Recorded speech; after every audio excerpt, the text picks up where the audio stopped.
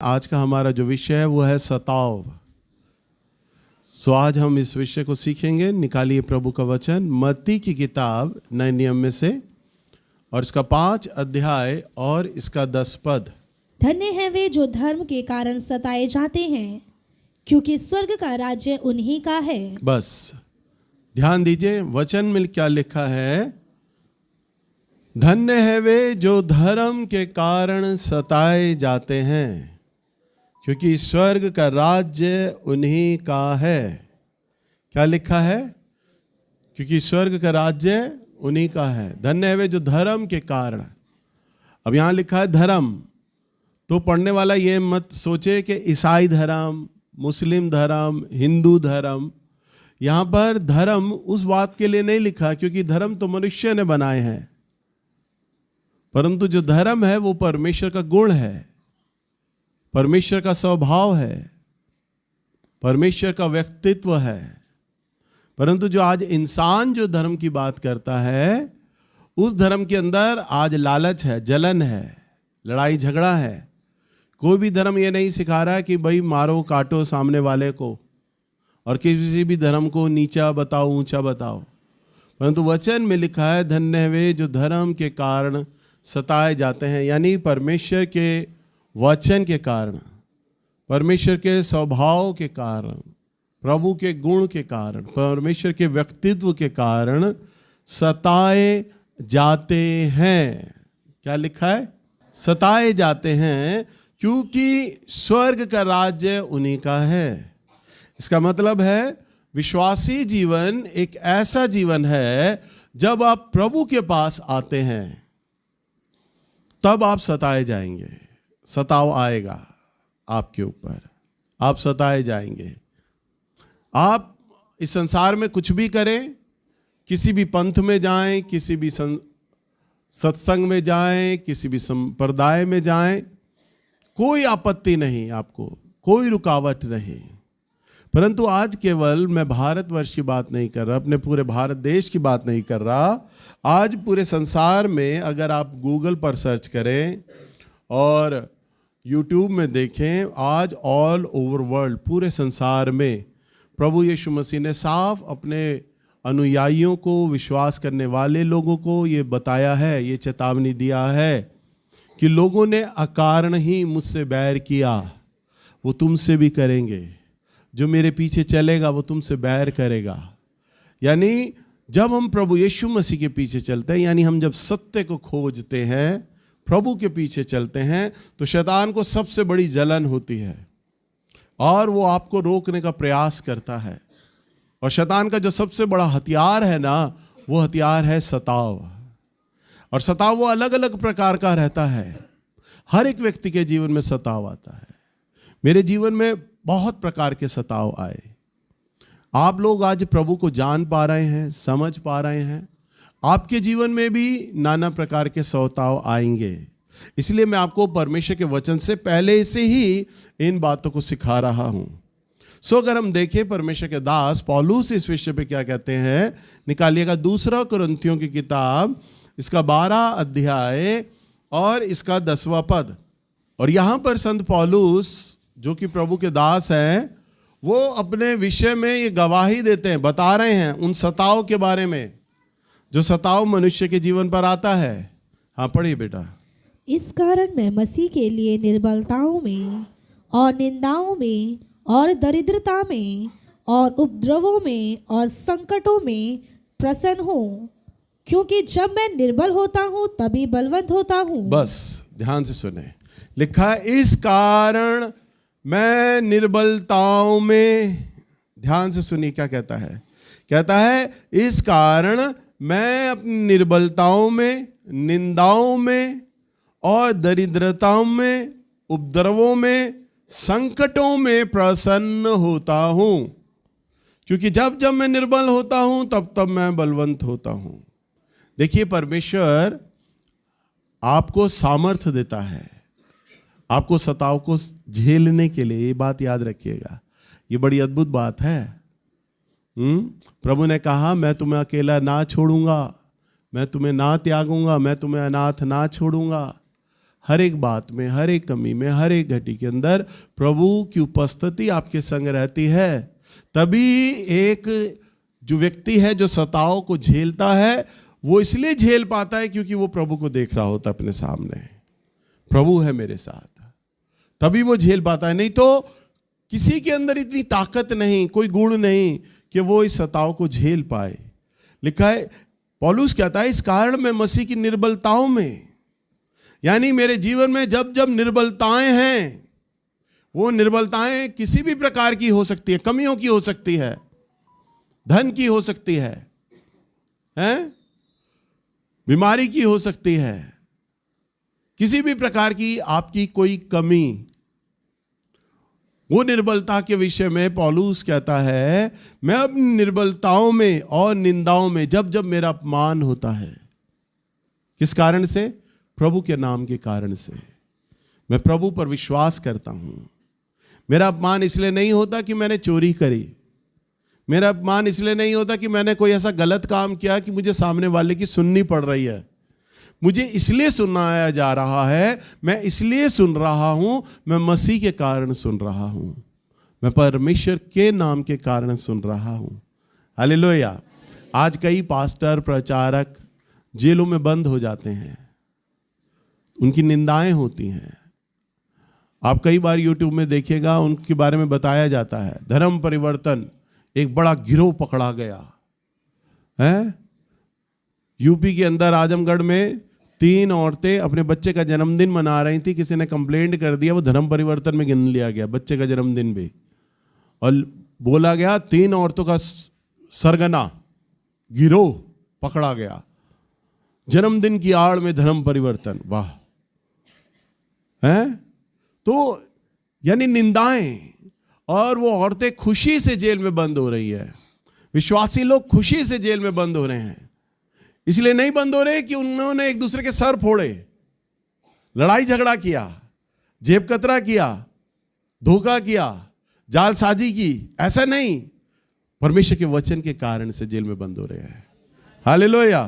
तो उन्हें उस अपमान में भी है ना परमेश्वर की उपस्थिति मिलती है। हालेलुया। हर प्रकार की निंदाओं में हम निंदा सह रहे हैं, अपमान सह रहे हैं, और इसकी सामर्थ कौन देता है? परमेश्वर देता है। कौन देता है? और वो कहता है, और दरिद्रता में, दरिद्रता मानने यानी गरीबी में, तंगहाली में। जो धन है ना, शैतान का एक बहुत बड़ा हथियार है आपके ऊपर दुख डालने का, सताव डालने का। मैं जब प्रभु में आया तो मैं 93 में आया, परंतु 93 में तो मेरा अभिषेक हुआ, परंतु मैं 92 के अंदर, 92 लगभग एंड में, अगस्त सितंबर के आसपास मैंने प्रभु को जानना शुरू कर दिया, और 93 में प्रभु ने मेरा अभिषेक किया। 93 से लेके सन 2000 यानी लगभग 8 साल तक, सन 2000 में मेरा चर्च आरंभ हुआ, और तब तो मेरे पास 1-2 परिवार थे, ज़्यादा परिवार नहीं थे तब तक, यानी 92 से लेके सन 2000 तक जब मैंने प्रभु को जाना, और 2000 तक लगभग 8 साल लगा लीजिए। इन 8 साल में मैंने बहुत एक रुपए की मोहताजगी देखी, बहुत कमी घटी देखी मैंने।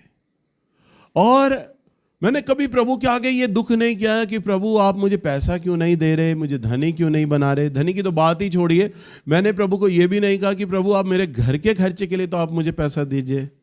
मेरा ब्याह हो गया, मेरा बच्चा हो गया, पहला बेटा, पर मेरे पास धन की कमी होती थी। मैं बाइबल के पर्चे लेके सड़कों में बांटता हुआ चलता था। मुझे वचन प्रचार करना नहीं आता था, प्रार्थना करना नहीं आता था। तब मुझे समझ पड़ता था कि प्रभु के पर्चे हैं, ये मैं गलियों में लोगों को बांटता हूँ। तो मैं बांट रहा, और अचानक एक भाई स्कूटर पर आए, और हेलमेट लगा रखा था, चेहरा दिख नहीं रहा था काले रंग के हेलमेट से, और स्कूटर मेरे पास रुका। और स्कूटर, मैंने सोचा कि स्कूटर वाला मेरे से पर्चा मांगना चाह रहा है, मैंने उसे पर्चा दे दिया। और वो मेरे करीबी रिश्तेदारी में मेरा भाई था। उसने हेलमेट का शीशा उठाया अपना, और मुझे देखा और कहता, नीलू तेरी यही औकात रह गई, तू सड़क पे पर्चे बांट रहा है। मेरा पर्चा भी नहीं लिया, बस ये वर्ड बोला और चल दिए। वो बिल्कुल करीबी रिश्तेदार, यानी आज तेरे ऊपर ये दिन आ गए कि तू सड़कों पे पर्चे बांट रहा है, ये क्या कहा और चले गए। मैं पर्चे लेकर वहाँ फुटपाथ पर बैठ गया और मुझे इतनी बात ये चुभी, मेरे परिवार का जन, मेरा जानकार, मेरा रिश्तेदार ये जानता है कि मैं प्रभु का वचन का प्रचार कर रहा हूँ। कोई और गैर आदमी बोल देता जो प्रभु को नहीं जानता तो मुझे दुख नहीं होता, पर ये तो मुझे जानता है, मेरे परिवार का व्यक्ति है, समझता है। फिर ये बात मुझे सुना के चला गया, मेरा अपमान किया। मैं बैठा हुआ रोने लग गया पर्चे लेकर। प्रभु की आत्मा ने मुझे कहा निराश मत हो, मेरा वचन कहता है जो मुझ पे विश्वास करेगा वह लज्जित ना होगा। हालेलुया, वो लज्जित ना होगा। और प्रभु ने वास्तव में मेरे जीवन में ऐसा दिन लाया कि वो व्यक्ति जिसने मुझे बोला था ना, एक समय आया वो मेरे से 100 200 रुपये मांगा करते थे। हालेलुया। जिस व्यक्ति ने मुझे ये कहा ना कि तेरे दिन ऐसे आ गए, तू सड़क पर पर्चे बांट रहा है, ऐसा वक्त आया कि अब वो 100 रुपये के मोहताज थे, 200 रुपये के मोहताज, कि वो मुझसे पैसा मांगा करते थे कि बेटा 100 रुपये दे, बेटा 200 रुपये दे। वैसा वक्त आ गया।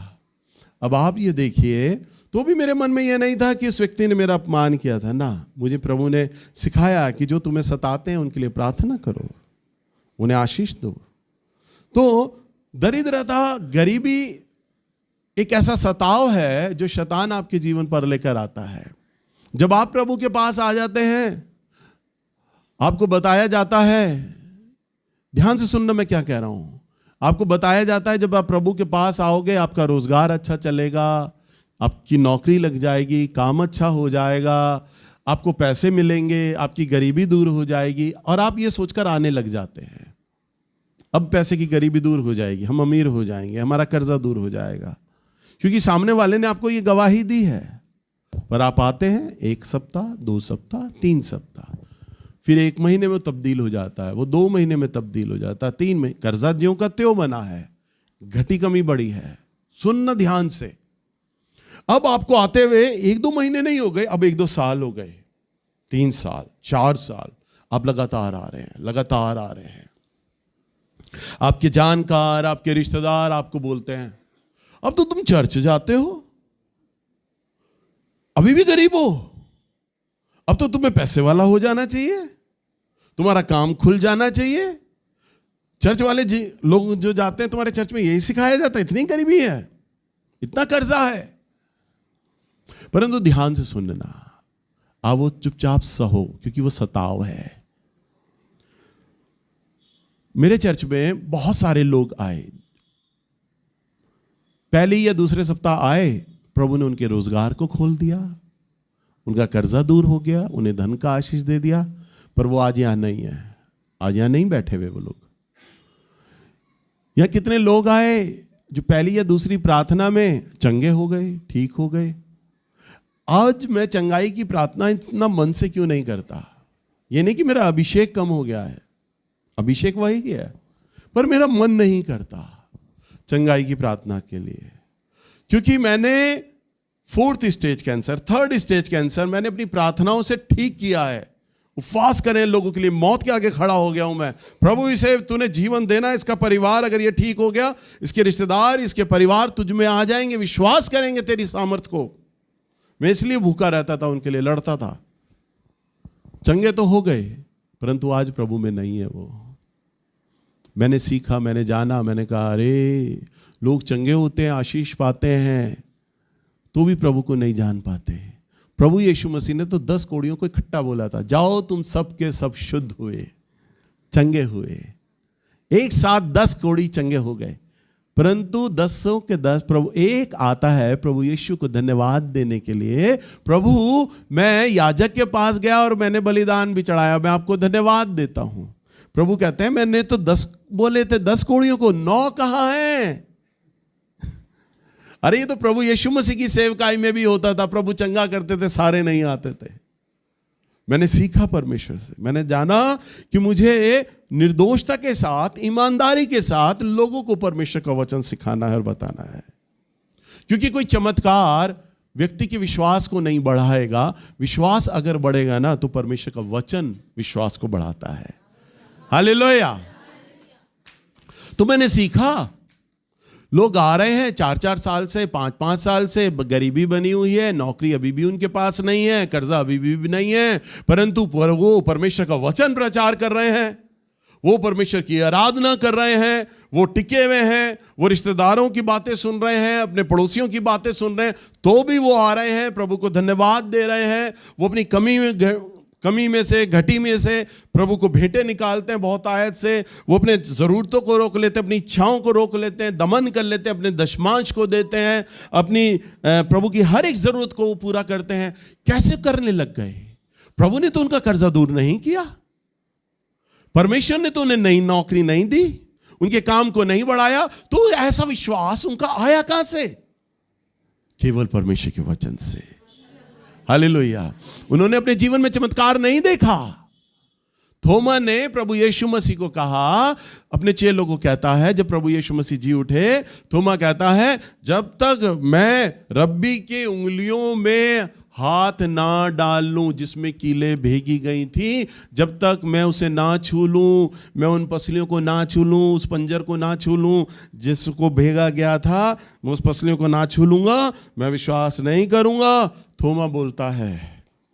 तब कुछ समय बाद प्रभु यीशु मसीह प्रकट होते हैं और प्रभु कहते हैं थोमा को, हे थोमा, ले मेरी उंगलियों को छू, मेरी हथेलियों को छू ले और देख ले, इसमें कीले भेगी गई थी, ले मेरी पसलियों में हाथ डाल, क्योंकि देख मुर्दा के हड्डी और मांस नहीं होता, मैं 3 दिन बाद मूर्तों में से जी उठाऊं, पर तू तो मुझे देख कर मुझ पर विश्वास करता है, परंतु धन्य है वे लोग जो बिना देखे मुझ पर विश्वास करते हैं।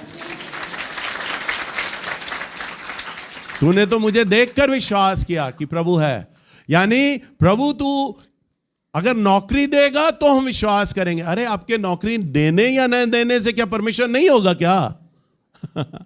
है? वो आपको चंगा करेगा तभी परमेश्वर होगा, वो आपकी निर्बलता को दूर करेगा तभी परमेश्वर होगा क्या? वो कहता है तूने तो मुझे देख कर विश्वास किया, पर धन्य है वे जो बिना देखे मुझ पर विश्वास करते हैं। यानी आपका कर्जा दूर हुआ नहीं दूर हुआ, नौकरी मिली नहीं मिली, उन्होंने बिना देखे, कर्जा नहीं दूर हुआ प्रभु, परंतु कोई बात नहीं, परंतु तू है, हम तेरी सेवा करेंगे। हालेलुया। मेरे को नौकरी लगे ना न लगे, मेरा काम चले ना चले, परंतु परमेश्वर तू है। और ये सताव शैतान ला रहा होता है, क्योंकि ऐसा व्यक्ति सुनना, ऐसा व्यक्ति है ना चुनावा होता है। चुनावा कैसा होता है? चुनावा। तो जो लोग यहाँ पर आ रहे हैं ना, जो कई महीनों से और कई सालों से आ रहे हैं और उनकी समस्याएं नहीं ठीक हुई और नहीं चंगे हुए, तो अपनी बीमारी के लिए, अपनी गरीबी के लिए प्रभु को धन्यवाद दें। प्रभु धन्यवाद, आपने मुझे गरीब रखा हुआ है, धन्यवाद आपने मुझे बीमार रखा है, क्योंकि ये गरीबी, ये बीमारी आई और तभी मैं आपको जान पा रहा हूँ। हालेलुया। अब प्रभु अगर गरीबी आ गई है ना और मैं आपको जान पा रहा हूं, तो ये सौदा बड़ा सस्ता है। और अगर मेरी बीमारी के आने से मैं आपको जान पा रहा हूं ना, तो प्रभु धन्यवाद हो इस बीमारी के लिए, ये सौदा बड़ा सस्ता है। हालेलुया। और प्रभु तो आपको अपने समय पर ठीक कर देगा, परंतु परमेश्वर शैतान को ये दिखाना चाहता है, ये तेरे नहीं है, ये मेरी बेटी है, ये मेरा बेटा है, ये सारे दुख झेलना जानता है, ये सारी समस्याएं झेलना जानता है। और तब परमेश्वर आपको आशीषित करता है और वो इतना बढ़ाता है आपको, फिर इतना बढ़ाता है आपके गली मोहल्ले, आपके समाज, आपकी बिरादरी, आपके रिश्तेदारों से कहीं ऊपर वो ले जाकर आपको खड़ा कर देता है। हालेलुया। सताव का मतलब ये नहीं है कि आपको डंडे पड़ेंगे, हमारे चर्च में कोई आएगा मारेगा पीटेगा तभी हम बोले सताव है।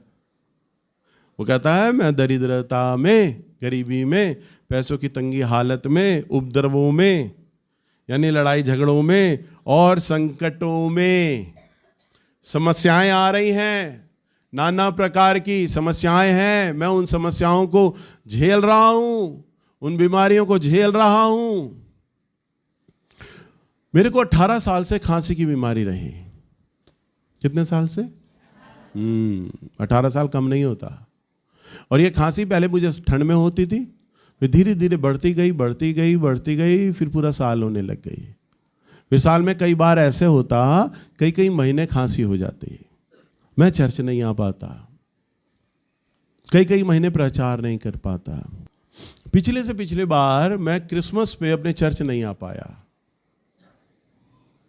आ ही नहीं पाया, क्योंकि खांसी बहुत थी। कैरल में नहीं जा पाया, खांसी बहुत थी। मैं अपने चर्च में रोता। मुझे चर्च के लड़के लड़कियां प्रचारक बताते, आज इतने लोग आए थे, आज फलाने ने वचन प्रचार किया, आज ये हो रहा है, ये हो रहा है, सब मुझे बताते। पर मैं कभी प्रभु के आगे उल्हाना नहीं करता। मैं प्रार्थना करता, मेरी प्रार्थनाओं से लोग ठीक हो जाते। मैं जानता हूं मेरा परमेश्वर चंगा करने वाला है, पर मैंने प्रभु के आगे कभी उल्हाना नहीं किया, कभी शिकायत नहीं की, प्रभु आप मुझे चंगा क्यों नहीं करते। मैंने नहीं बोला, प्रभु आपको दिखाई नहीं देता। मैं वचन देने जाता हूं, मैं खांसता हूं, मैं बीमार लोगों के लिए प्रार्थना कर रहा हूं, प्रभु मैं खांस रहा हूं, मैं आपकी सेवा नहीं करूंगा, अगर आप मुझे चंगा नहीं करोगे तो मैं नहीं जाऊंगा आपकी सेवा करने। मैंने उसके सामने कोई शिकायत नहीं करी। जिस हाल में भी आप रखो, प्रभु आप ठीक हो। प्रभु मुझे एक बार नागपुर में प्रभु ने जाने का मौका दिया। मैं नागपुर गया, ट्रेन में जा रहा हूं नागपुर के लिए, पहली मेरे जीवन की पहली सभा। प्रभु ने मुझे वचन दे दिया, ये वचन प्रचार करना है। 3 दिन तक का वचन दे दिया। मैंने बाइबल नहीं पढ़ी वहाँ पर, रात और दिन खांसता रहा। वहाँ पर मैं 3 दिन 3 रात नॉन स्टॉप खांसा हूँ और जागा हूँ, सो नहीं पाया। वॉश बेसिन के पास, मैं अपने बाथरूम के पास खड़ा रहता था, उल्टियाँ करता रहता था, पेट का पानी बाहर आता रहता था, खांसता रहता था, मुंह धोता रहता था, कुल्ला करता रहता था, यही चलता था पूरी रात, सो ही नहीं पाता था। और सुबह 9 बजे वचन होता था। पादरी साहब मुझे आकर कहते, भैया आप वचन रहने दीजिए, आप पूरी रात जागे हैं, खांसे हैं, आप रहने दीजिए, मैं प्रचार कर लूँगा। मैं कहता हूँ नहीं, मैं दिल्ली से आया हूँ प्रभु की सेवा के लिए, मैं सेवा करूँगा। मैं आता था तो भी मैं नए लोगों में खांस रहा होता तो मुझे इतनी शर्मिंदगी लग रही होती थी। मेरी कलीसिया तो जानती है मुझे समस्या है, पर ये तो नए लोग हैं, ये सोचेंगे दिल्ली का पादरी आया है, हमारी चंगाई के लिए प्रार्थना करेगा, इसको खुद तो बीमार है, ये हमारी बीमारी के लिए क्या प्रार्थना करेगा। ये शर्मिंदगी के चलते मैं खांसता था, रोकता था अपनी घुटन को। और जैसे ही मेरी खांसी 1 सेकंड रुकती, मैं इशारा करता, आराधना रोक दो और मैं वचन दूंगा। मैं वचन के लिए खड़ा हो जाता, 1.5 घंटा बोलता, 2 घंटा बोलता, पर बीमारी खांसी नहीं आती थी। वचन देने के बाद फिर मेरी खांसी शुरू हो जाती थी। तीसरे दिन मैंने खांसते खांसते प्रभु को बोला, प्रभु ये खांसी है क्या, आप यूं करके मसल दो मेरी खांसी को, यूं करके, आपके आगे है ही नहीं कुछ, आपने मेरे द्वारा सैकड़ों लोगों को ठीक कर दिया है पिता, मैं जानता हूं ये खांसी कुछ नहीं है, प्रभु मैं आया हूं आपकी सेवा के लिए, आप इस खांसी में थोड़ा आराम दे दो। प्रभु की आवाज आती मुझे, प्रभु कहते मेरा अनुग्रह तेरे लिए काफी है। चंगाई के लिए नहीं बोला प्रभु, मैं चंगा करता हूं तुझे, मेरा अनुग्रह तेरे लिए काफी है। और उस साल प्रभु ने मुझे इतना सामर्थ्य पूर्वक वहां पर इस्तेमाल किया ना, बहुत सामर्थ्य पूर्वक इस्तेमाल किया कि लगभग 7 साल तक हर साल मैं नागपुर के उस चर्च में जाता रहा। वहाँ के पादरी साहब मुझे बुलाते रहे। 7 साल तक मेरे चर्च के क्वायर के बच्चे जाते, मेरा परिवार जाता, मैं जाता, हम लोग लगातार गए 7 साल तक वहाँ पर। प्रभु ने मुझे बहुत इस्तेमाल किया।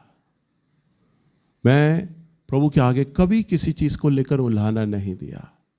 ये याद रखना, मैं आपको वचन से एक चीज़ सिखाता हूँ।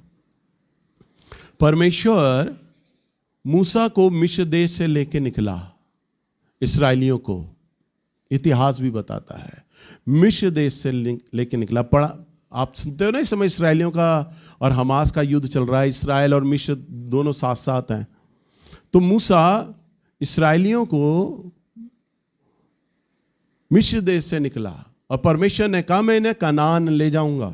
और वहां पर पैदल की जो यात्रा थी ना कनान देश की, वो 13 दिन की थी। कितने दिन की? 13 दिन की। प्रभु ने कहा मैं कनान ले जाऊंगा।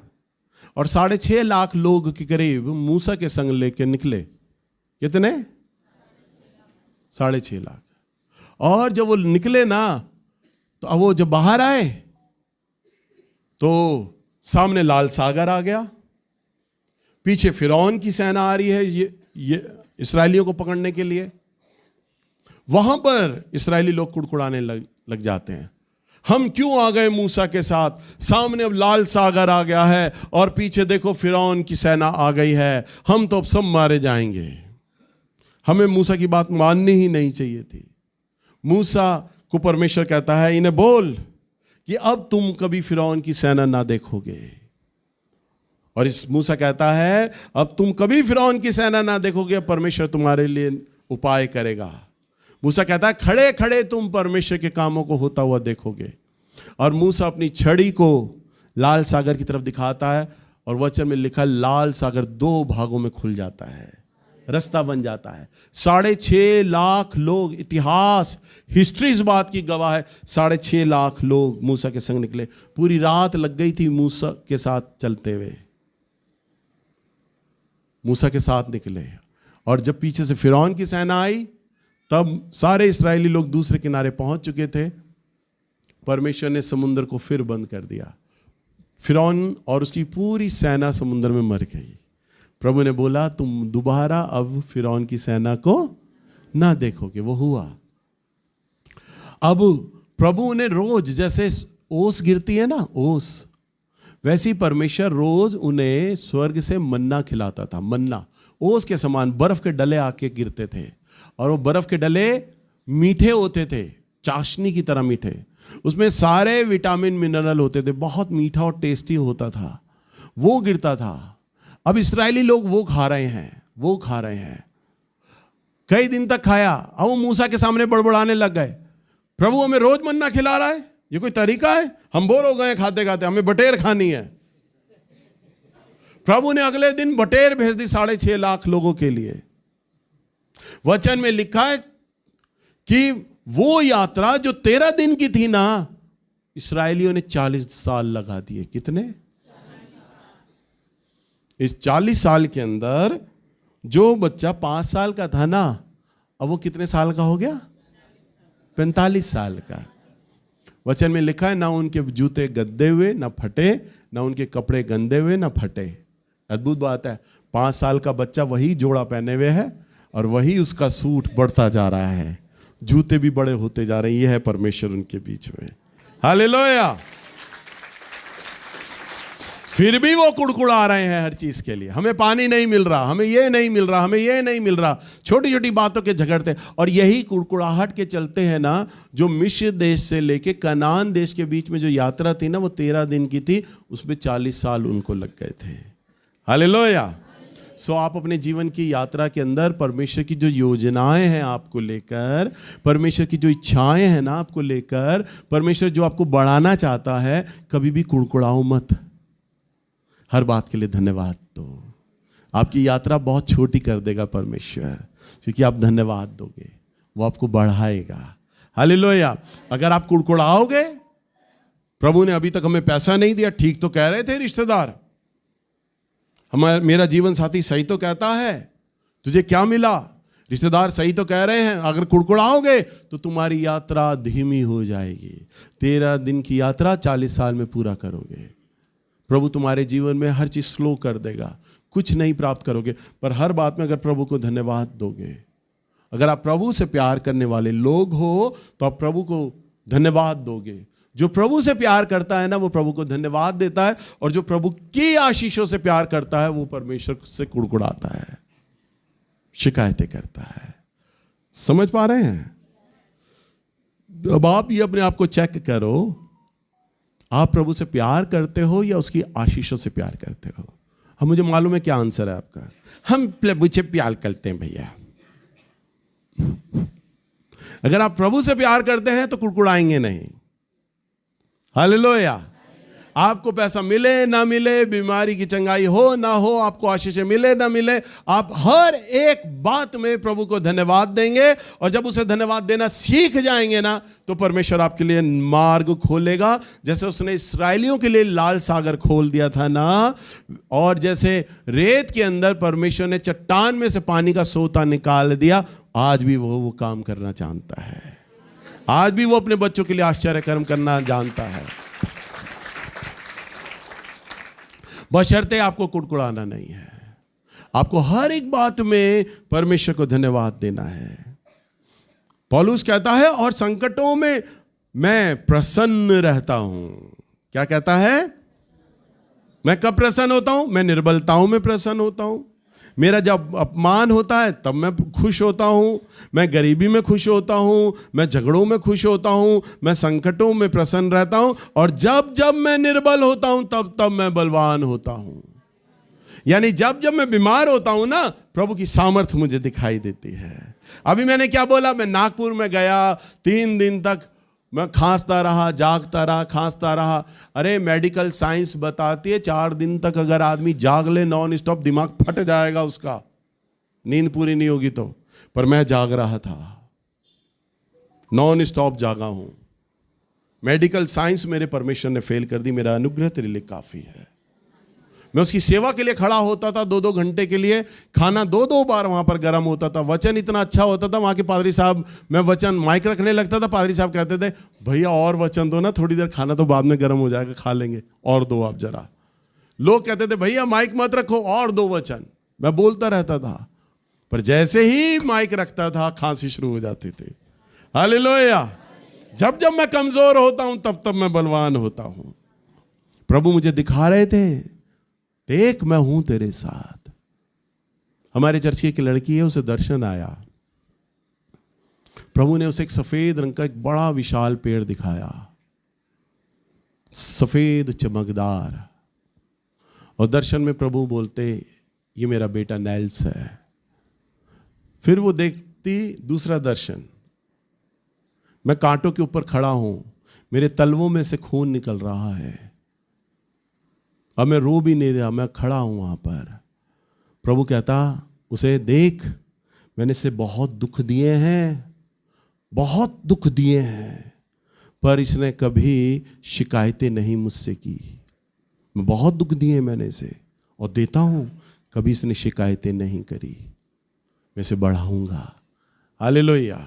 उसने मुझे बताया कि भैया प्रभु मुझे दिखा रहे थे साफ, मैं आप कांटों पे खड़ा हुआ देख रही थी, खून निकले जा रहा था, आप प्रभु को कुड़कुड़ा नहीं रहे थे, बोल नहीं रहे थे, आप धन्यवाद दे रहे थे। हालेलुया। जब आप प्रभु को हर एक बात में, अगर आप प्रभु से प्यार करते हैं तो हर एक बात में आप परमेश्वर को क्या करेंगे? धन्यवाद देंगे। हम एक और वचन को पढ़ेंगे और फिर खत्म करेंगे हम। 1 कुरिन्थियों की किताब 10 अध्याय और इसका 13 पद। तुम किसी ऐसी परीक्षा में नहीं पड़े जो मनुष्य के सहने से बाहर है। परमेश्वर सच्चा है और वह तुम्हें सामर्थ से बाहर परीक्षा में ना पड़ने देगा, वरन परीक्षा के साथ निकास भी करेगा कि तुम सह सको। बस क्या कहता है प्रभु का वचन? तुम किसी ऐसी परीक्षा में नहीं पड़े। परीक्षा का मतलब ऐसे सताव में नहीं पड़े कि जो तुम्हारे सहने से बाहर हो। और सताव तो आएगा, क्योंकि इससे वो आपको बहुत कुछ सिखाता है। हालेलुया। इसमें सबसे बड़ी बात है ना, वो ये सिखाता है, देख मैं तेरे साथ हूं। हालेलुया। चंगा करके धन देकर वो देता है आशीष, मैं मना नहीं कर रहा, परंतु वो ऐसा देकर ये दिखाना चाहता है कि देख तुझे चंगाई मिले न मिले, धन मिले न मिले, परंतु मैं तो हूं ना तेरे साथ। हालेलुया। मैं क्यों कह रहा हूं, मैं नागपुर में रो रहा और मैंने कहा प्रभु आप थोड़ी देर के लिए तो ठीक कर दो इस खांसी को, 2 दिन के लिए तो ठीक कर दो, मैं आया हूं। प्रभु ने कहा मेरा अनुग्रह तेरे लिए काफी है। प्रभु ने ये नहीं कहा कि ठीक है बेटा तू मेरी सेवा के लिए आया है, चल मैं तुझे चंगा कर देता हूं 2 दिन के लिए, ऐसा नहीं। मेरा अनुग्रह तेरे लिए काफी है। वो जानता है नैल्स इस दुख को झेल लेगा, इस तकलीफ को झेल लेगा, बर्दाश्त कर लेगा, इतना बर्दाश्त कर पाएगा, इतना मैं सिखाऊंगा। अब कई बार हम बेंत मोड़ते हैं ना, बेंत।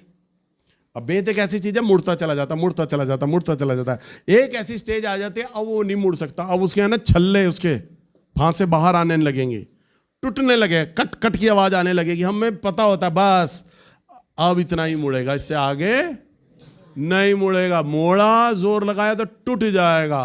प्रभु जानता है मैंने इन्हें मोड़ा ना तो टूट जाएंगे, वो उतना ही मोड़ता है, बस आपकी सामर्थ को जानता है। हालेलुया। लिखा है वो तुम्हें ऐसी परीक्षा में नहीं पड़ने देगा कि तुम सह ना सको, वरन परीक्षा के समय निकास भी करेगा कि तुम सह सको। हालेलुया। यानी सताव में वो तुम्हें सामर्थ भी देगा कि तुम उसको झेल सको, उस दुख को झेल सको। हालेलुया। उस दुख को क्या कर सको? आप झेल सको उस दुख को। मैंने अभी वो गवाही दी ना, वो भाई जेल में बंद है, परंतु वो धन्यवाद देता है, खुश होकर बाहर आ गया। कहता प्रभु ने बोला 18 तारीख से मेरे बच्चे तुझे बाहर निकाल दूंगा। हालेलुया। तू सह लेगा ये दुख। तो प्रभु आपके भी सताव को, आपके दुख, आपकी समस्या को जानता है कि तुम कितना सह सकते हो। और इस दुख में है ना, वो तुम्हें अपनी उपस्थिति दिखाता है, क्योंकि वचन में लिखा है जब जब मैं निर्बल होता हूं तब तब मैं बलवान होता हूं। आप परीक्षाओं में, समस्याओं में, सतावों में निर्बल होते हैं और प्रभु आपको बलवान बनाता है फिर। हालेलुया।